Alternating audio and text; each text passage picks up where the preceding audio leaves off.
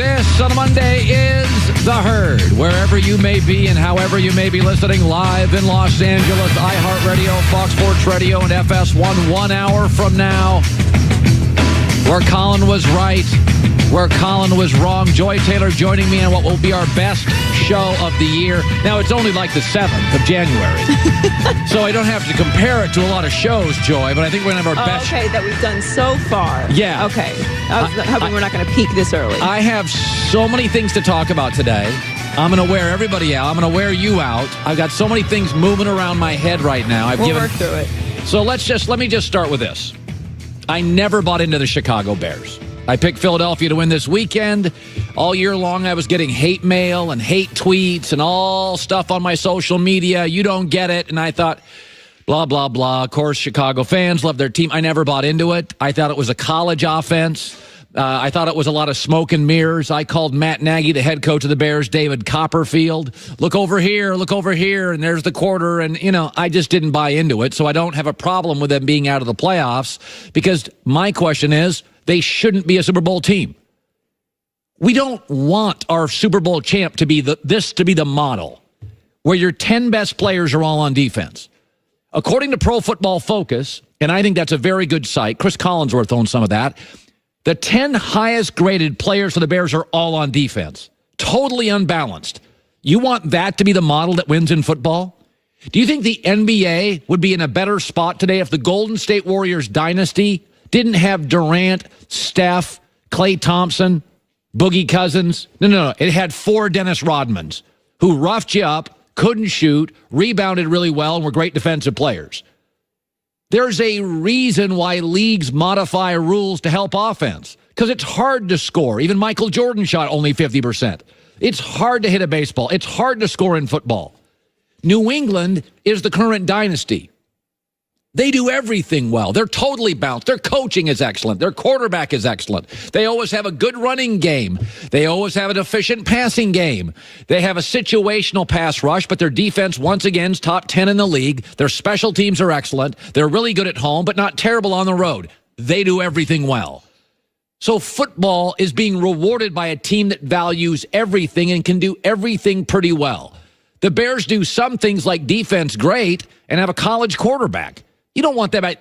That shouldn't be the model of what works. If I was a commissioner in baseball, I'd make it easier to hit a baseball. If I was a commissioner in basketball or football, I'd make it easier to score. Do you know what the average NFL score was this year? And remember, this is the big offensive year, right? This was the year that all offense, no defense. The average NFL score was 26-23. We should be helping the offense. And by the way, most of the teams that are left, Indianapolis, New England, Saints, Eagles, Chargers, they play offense and defense. Dallas heavily leans on defense, but at least they do have some offensive stars like Zeke, Zach Martin, Amari Cooper.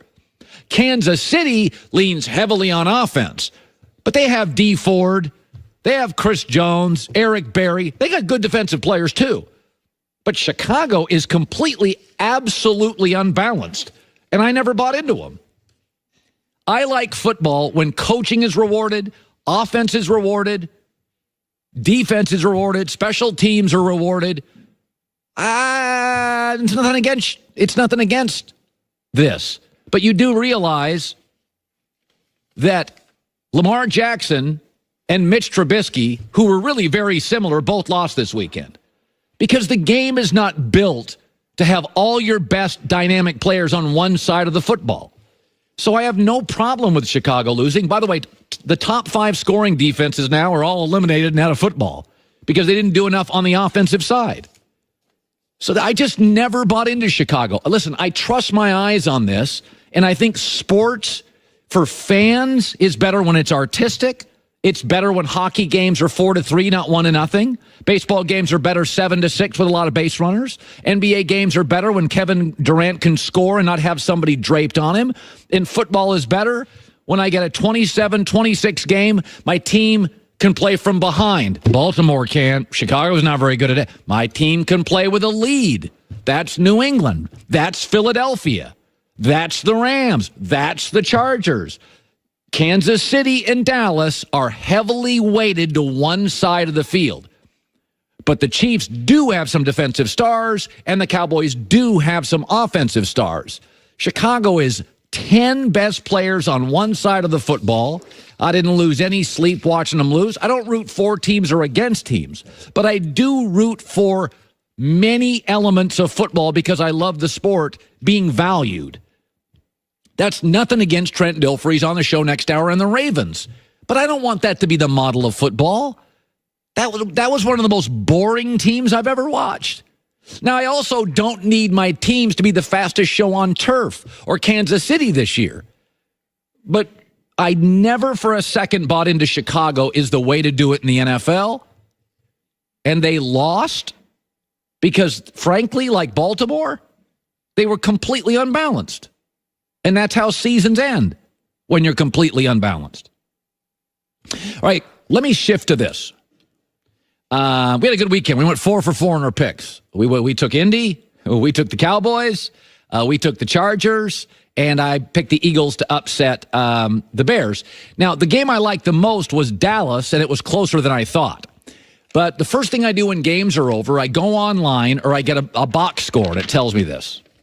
If you just look at the box score, Dallas had over twice as many first downs as Seattle, 20 more plays, 100 more yards, over double the rushing yards, almost 2 yards more per run, and completely dominated time of possession.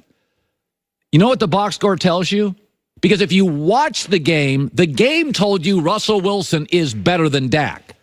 But the box score tells you Dallas is way better than Seattle. This was a personnel mismatch, and I'm surprised it was this close. Seattle did not have a first down until their fourth possession. I said going into the game, Seattle's a great story. They're not a great football team. Dallas, we think of them as dysfunctional. Jerry Jones, can't win playoff games. They're a highly functioning organization. This is an excellent roster, but because of the limitations at quarterback, they have to win a certain way, and the game went the way it needs to go. Zeke had a big day. They were at home. Defense did their part, and then Dak does what he does often, made one big play late. I did like Dak's run late. Of course, he wouldn't have had to been a hero if he'd not thrown that awful pass on the previous drive. But if you look at the top 10 players on the Seahawks and the Cowboys roster, Russell Wilson and Bobby Wagner make it for Seattle. The other 8 best players, Zeke, Leighton Vander Esch, Amari Cooper, Zach Martin, Tyron Smith, Jalen Smith, DeMarcus Lawrence, Byron Jones, they're all Cowboys. Seattle has 2 great players. They are not a great team. Dallas is loaded with a limited quarterback. And I think increasingly, this was actually a very classic Dak Prescott game. He was mostly uninspiring. His stats were meh. He's consistently infuriating and inaccurate. But Zeke, big day, defense delivered, and he makes a play late. We've said from day one about Dak. It ain't pretty, but he has a certain personal resonance and calm in crisis. He tends to be better with the game on the line than he is in the first 3 quarters with just first downs on the line. But I do think this weekend is interesting because I think Dak, Trubisky, and Lamar are different versions of the same quarterback. The difference is Lamar and Trubisky have a ways to go until they get paid. Dak is about to get paid. And hopefully, once again, Dak Prescott has the self-awareness to understand there is a recipe for Dak to win. And those things all have to work, and they all did this weekend. Home, running, defense, make a big play late. Because it's decision time on Dak real soon. And he'll win a lot of games. And Dallas is not dysfunctional. They're going to win a lot of games. They may Foles 4-0 in the playoffs. And why is Foles has a Super Bowl? And why did Foles win in Chicago? Explaining, and I think it's pretty easy to explain, the Foles-Wentz dilemma. For the record, you're going to have to pay both of them this year. So you're going to have to make a choice in Philadelphia.